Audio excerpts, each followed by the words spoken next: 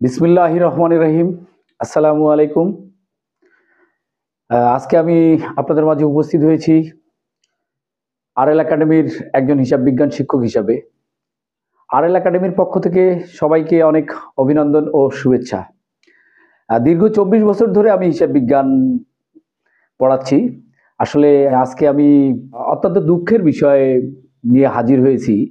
আসলে আমাদের ডোমার থানায়, ওভারঅল ডোমার থানায় কমার্সের সংখ্যা দিন দিন কমে কমে এতই খারাপ হয়েছে যে এখন যে স্কুলগুলোতে কমার্স সেকশন অর্থাৎ ব্যবসায় শিক্ষা শাখা বিভাগ আছে সেখানে দু একজন ছাত্র ভর্তি হয়, এর বেশি ভর্তি হয় না। এটা খুবই দুঃখজনক। আসলে কমার্স একটি বা ব্যবসায় শিক্ষা শাখা একটি যুগোপযোগী বিভাগ, যেখানে ছাত্রছাত্রীরা খুব সহজেই খুব ভালো ফলাফল অর্জন করতে পারে। ব্যবসা শিক্ষা শাখায় 3টি সাবজেক্ট আছে এই নবম দশম শ্রেণীতে। একটি হলো হিসাব বিজ্ঞান, একটি হলো ফিনান্স, আর একটি হলো ব্যবসায় উদ্যোগ। তো এখানে হিসাব বিজ্ঞানে শুধু ম্যাথ আছে, আর বাদ বাকি ফিনান্স এবং ব্যবসা উদ্যোগ। ফিনান্সে যদিও বেসিক্যালি ম্যাথ আছে, কিন্তু ম্যাথগুলো খুবই সহজ, আর ব্যবসা উদ্যোগ টোটালি থিওরিক্যাল।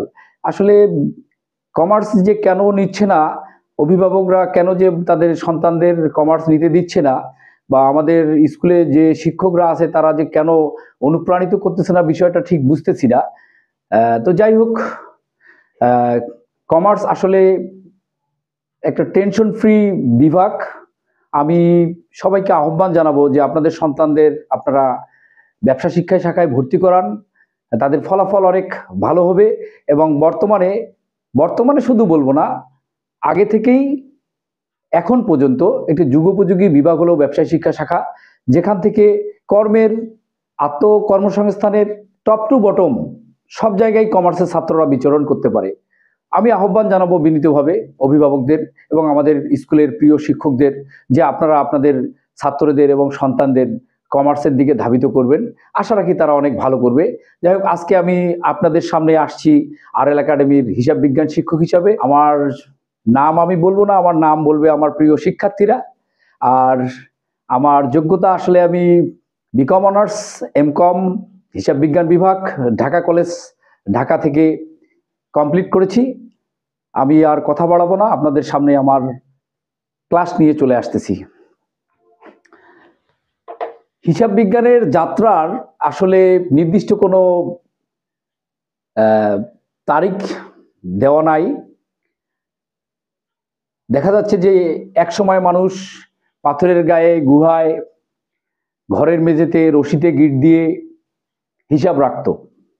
তো এক সময় হিসাব লিখে রাখার প্রয়োজনীয়তা থেকেই আধুনিক হিসাব বিজ্ঞানের যাত্রা শুরু হয়। আধুনিক হিসাব বিজ্ঞানের যাত্রা শুরু হয় 1494 খ্রিস্টাব্দে লুকা প্যাসিওলির মাধ্যমে। লুকা প্যাসিওলি ছিলেন একজন ইতালীয় ধর্মযাজক ও গণিতবিদ। উনি দুতরফা দাখিলা পদ্ধতির আবিষ্কার করেন। ওনার আরেকটি নাম হচ্ছে লুকা ডি প্যাসিওলি।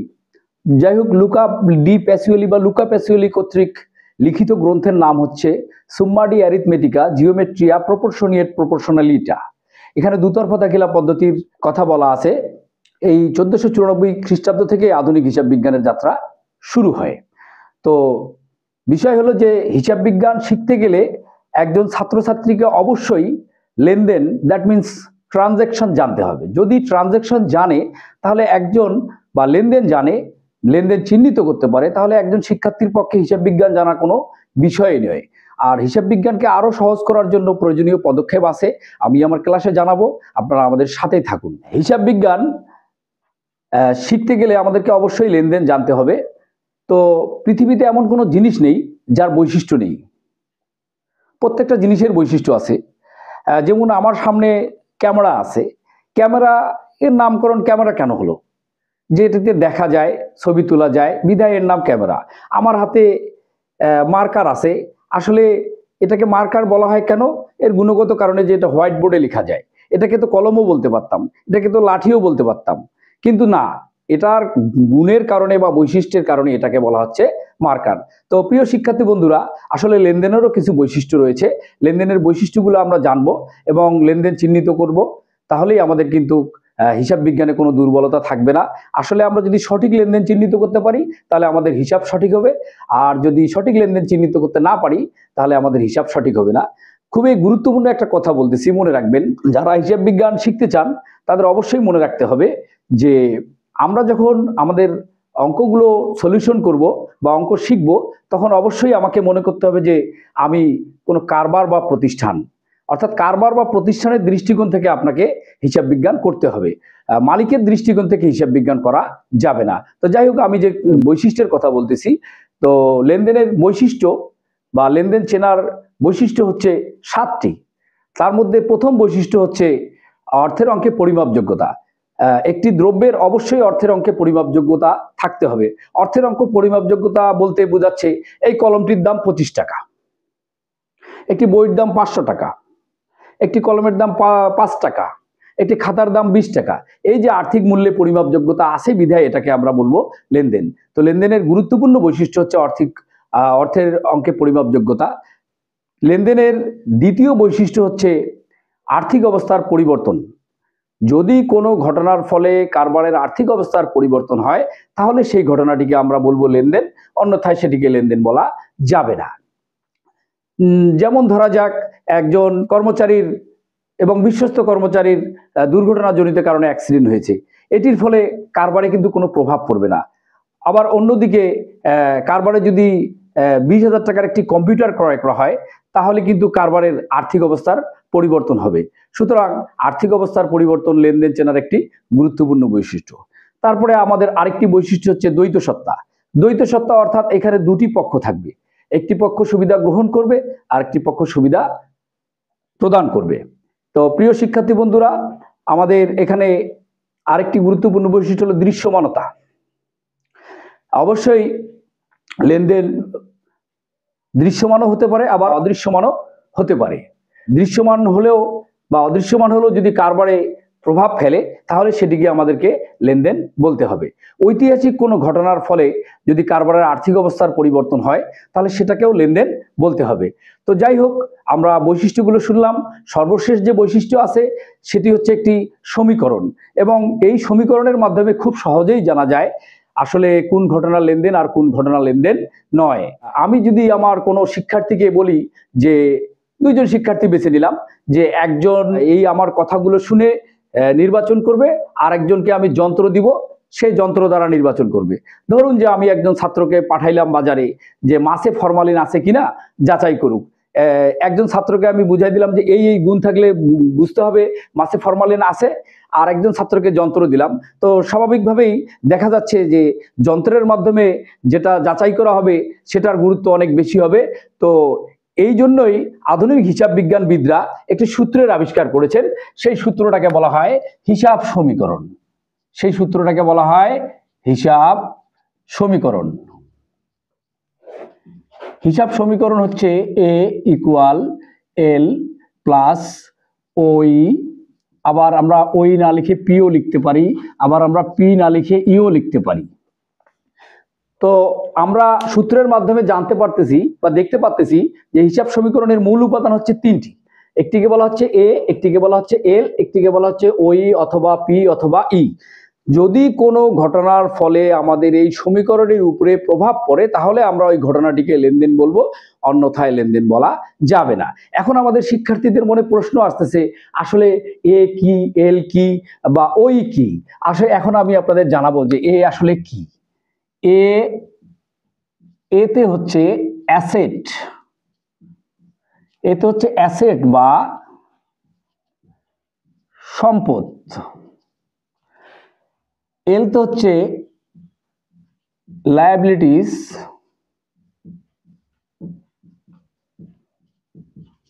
বা দায়, আর ওইতে হচ্ছে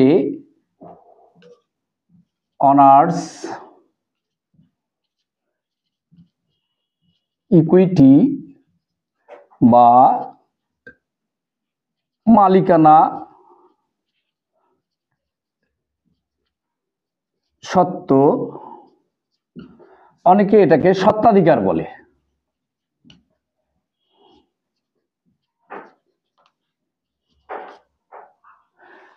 অনেকে এটিকে স্বত্বাধিকার বলে। হ্যাঁ, আমাদের শিক্ষার্থীরা জানতে চাচ্ছে যে পি এর অর্থ কি। পি অর্থ হচ্ছে প্রোপাইরেটরশিপ।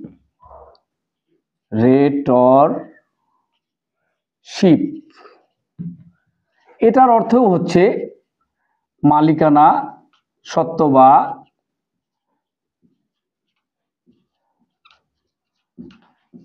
স্বত্বাধিকার।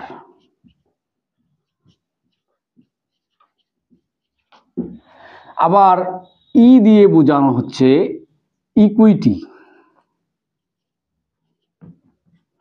এটারও অর্থ হচ্ছে স্বত্বাধিকার।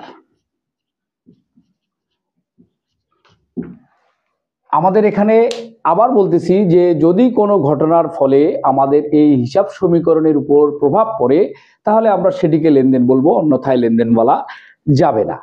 তো দেখা যাচ্ছে যে হিসাব সমীকরণের মূল উপাদান তিনটি, এটা আমাদেরকে ভালোভাবে মাথায় রাখতে হবে। প্রিয় শিক্ষার্থীরা, আপনার অ্যাসেটস, লায়াবিলিটিস, অনার্স, ইকুইটি। এখন আসলে অ্যাসেটস কি? অ্যাসেটস হচ্ছে সম্পদ।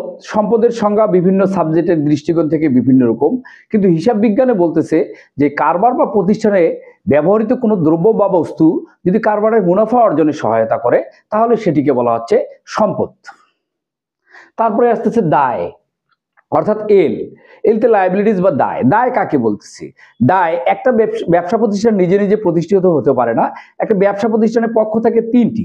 দেখা যাচ্ছে যে মালিক হচ্ছে একটি পক্ষ, কারবার একটি পক্ষ, এবং এর বাইরে যে পক্ষটি আছে সেই পক্ষটিকে বলা হচ্ছে দায়। অর্থাৎ তৃতীয় পক্ষের দাবি দাবাকে বলা হচ্ছে দায়। কারবারের সম্পদের উপর তৃতীয় পক্ষের দাবি দাবাকে বলা হচ্ছে দায়। তারপরে আসতেছে অনার্স, ইকুইটি বা মালিকানা সত্ত্ব। খুবই সহজ, কারবারের সম্পদের উপর মালিকের যে দাবি সেটিকেই বলা হচ্ছে মালিকানা সত্ত্ব। তো আমরা যদি এই সম্পদ, দায় এবং মালিকানা সত্ত্ব বুঝতে পারি বা চিনতে পারি তাহলে কিন্তু আমরা সহজেই বুঝতে পারবো যে আসলে আমাদের সমীকরণের উপর প্রভাব পড়তেছে কি পড়তেছে না। আর যদি আমরা বুঝতে পারি যে প্রভাব পড়তেছে তাহলে সেটা অবশ্যই লেনদেন, অন্যথায় লেনদেন নয়। আর এই জন্য হিসাব বিজ্ঞানে একটা সুন্দর কথা বলা আছে যে সকল লেনদেনেই ঘটনা, কিন্তু সকল ঘটনা লেনদেন নয়। তো যাই হোক, আমরা ভালো করে জানতে হবে আমাদের যে হিসাব সমীকরণ A = L + OE, এই তিনটি উপাদানই হচ্ছে হিসাব সমীকরণের মূল উপাদান, এবং আমি মনে করি এই সমীকরণের উপরেই টোটাল হিসাব বিজ্ঞান।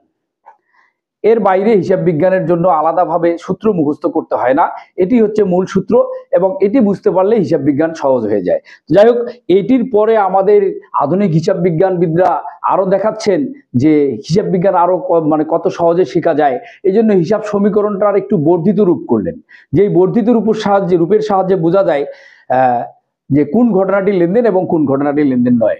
আসুন আমরা আমাদের হিসাব সমীকরণের বর্ধিত রূপটি দেখে নিই।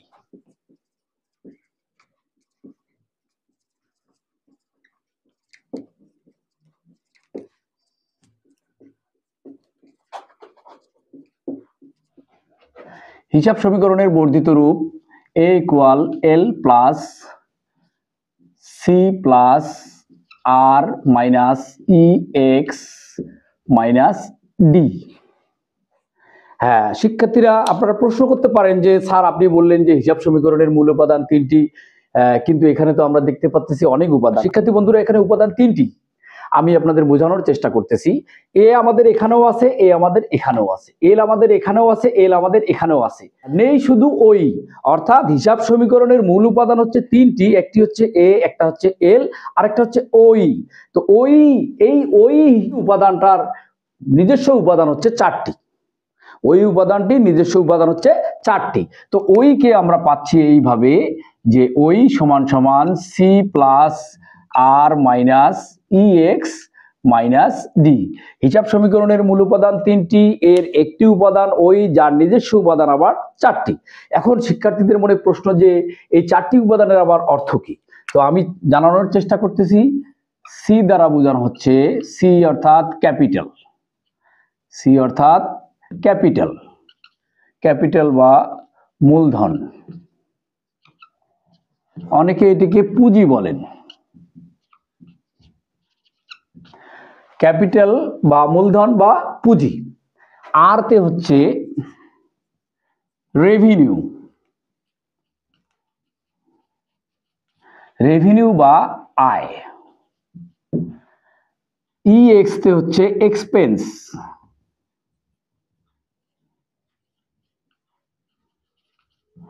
এক্সপেন্স বা ব্যয়। ডি তে হচ্ছে ড্রয়িংস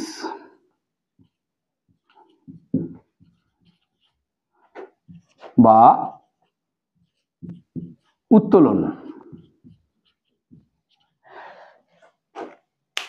হিসাব সমীকরণ হচ্ছে A = L + OE। এখানে OE এর উপাদান 4টি, C + R - EX - D। তো সি দ্বারা হচ্ছে ক্যাপিটাল বা মূলধন, আর তে হচ্ছে রেভিনিউ বা আয়, EX তে হচ্ছে এক্সপেন্স বা ব্যয়, ডি তে হচ্ছে ড্রয়িংস বা উত্তোলন। প্রিয় শিক্ষার্থীরা, আমাদের একটা বিষয় মনে রাখতে হবে যে আসলে সমীকরণের মূল উপাদান 3টি, যার একটি হচ্ছে ওই, তার যার নিজস্ব উপাদান 4টি। এখানে এই 4টি উপাদানে কিন্তু সংকেত দেওয়া আছে। আমরা দেখতেছি যে সি আছে প্লাস আকারে, আর আছে প্লাস আকারে, EX আছে মাইনাস আকারে, ডি আছে মাইনাস আকারে। অর্থাৎ যদি সি নামক উপাদানটির আগমন হয় তাহলে আমাদের ওইর পরিমাণ বৃদ্ধি পাবে, যদি আর নামক উপাদানটির আগমন হয় তাহলে আমাদের ওইর পরিমাণ বৃদ্ধি পাবে। অন্যদিকে EX বা ডি এই দুইটির সামনে মাইনাস আছে, অর্থাৎ এই দুইটি উপাদানের ফলে ওইর পরিমাণ হ্রাস পাবে। এখন আপনাদের প্রশ্ন হচ্ছে যে ক্যাপিটাল বা মূলধন বা পুঁজি কি? মালিক ব্যবসা শুরু করার সময় ব্যবসা প্রতিষ্ঠানকে যা কিছু দেয় সেটা নগদ অর্থ হতে পারে, কোনো পণ্য হতে পারে, কোনো সম্পদ হতে পারে, কোনো সুবিধা হতে পারে। তা যদি অর্থের অঙ্কে পরিমাপ করা যায় তাহলে সেটাকে বলা হয় মূলধন বা পুঁজি। আর তে রেভিনিউ বা আয়। আমাদের শুধু আমাদের বললে ভুল হবে, সারা ওয়ার্ল্ডে দেখা যাচ্ছে যে আয়ের খাত হচ্ছে দুটি। একটা হচ্ছে বিক্রয় মানে পণ্য উৎপাদনকারী বা ক্রয় বিক্রয়কারী প্রতিষ্ঠান, আর একটা হচ্ছে সেবাধর্মী প্রতিষ্ঠান। তো যাই হোক, আয়ের সহজ সংজ্ঞা হচ্ছে সেবা দেওয়ার বিনিময়ে যা পাওয়া যায় সেটিকে বলা হয় আয়। সেটা পণ্য দিয়েও সেবা হতে পারে, অথবা কোনো পণ্য ছাড়াও দেখা যাচ্ছে যে আমি একজন শিক্ষক, আমি যে সার্ভিসটি দিচ্ছি এটি যারা গ্রহণ করতেছে তারা আমাকে যে এই সুযোগ নেওয়ার ফলে যেটা সম্মানী দেয় সেটাকেও আমি আয় বলতে পারি। তারপরে আসতেছে EX বা এক্সপেন্স বা ব্যয়। ব্যয় হচ্ছে কি? সেবা গ্রহণের বিনিময়ে যা পরিশোধ করতে হয় সেটাকে বলা হচ্ছে ব্যয়। ডিতে ড্রয়িংস বা উত্তোলন। মালিক যদি কোনো কিছু ব্যবসা প্রতিষ্ঠান থেকে নিয়ে থাকে আর সেটা যদি অর্থের অঙ্কে পরিমাপযোগ্য হয় তাহলে সেটাকে বলা হচ্ছে উত্তোলন। প্রিয় শিক্ষার্থী বন্ধুরা, হিসাব বিজ্ঞান জানতে হলে আমাদেরকে তাহলে এখন যে বিষয়গুলো জানতে হচ্ছে সেগুলি হলো,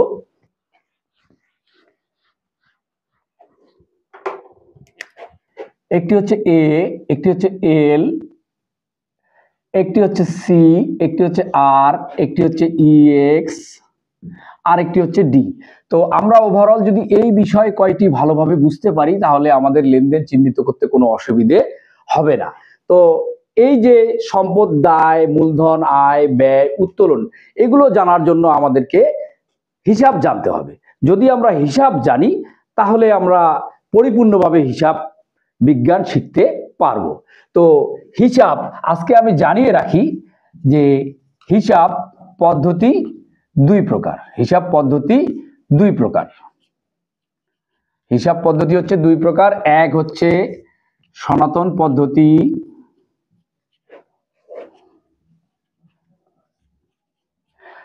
দুই হচ্ছে আধুনিক পদ্ধতি।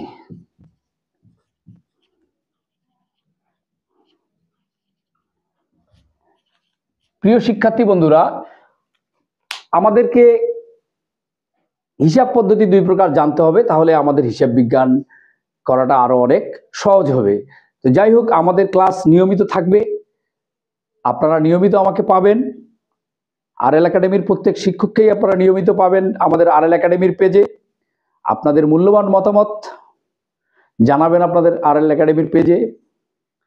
আর সবাইকে আমি কমার্স নেওয়ার আমন্ত্রণ জানাবো, কারণ কমার্স একটি ইন্টারেস্টিং বিষয়। ধন্যবাদ। আগামী ক্লাসের জন্য আমন্ত্রণ রইল। আসসালামু আলাইকুম।